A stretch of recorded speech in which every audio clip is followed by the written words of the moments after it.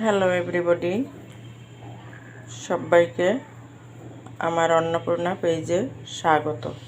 আজকে আমি রান্না করে দেখাবো মূলো শাক। শাকগুলোকে আমি ভালো করে ধুয়ে কুচি কুচি করে কেটে নিয়েছি। পেঁয়াজ কাঁচামরিচ দিয়ে ভাজি করে নেব। দিয়ে দেব কালো জিরে ফোড়ন, কয়েকটা তেজপাতা, পেঁয়াজ কুচি,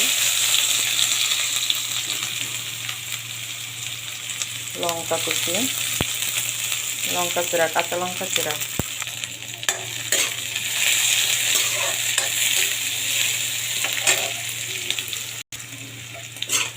পেঁয়াজ আর কাঁচামরিচ ফ্রাই করা হয়ে গেছে।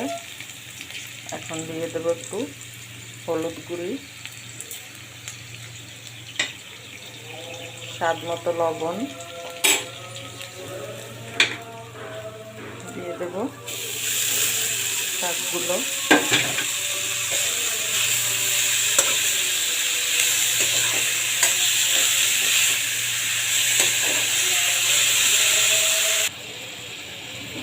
দিয়ে দিয়েছি একটুখানি জল।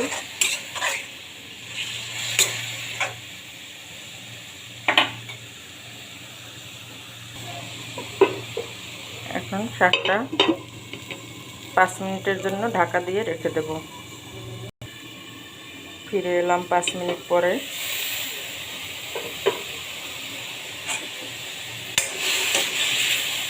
অনেকে শাক ভালো করে লবণ দিয়ে কষলে কষলে ধুয়ে নেয়, আমি সেটা করিনি, কারণ আমার যে শাকটা ছিল সেই শাকটা একদমই কচি শাক, এই জন্য আমি লবণ দিয়ে ধুইনি, কারণ ভিটামিন চলে যায় এই জন্য।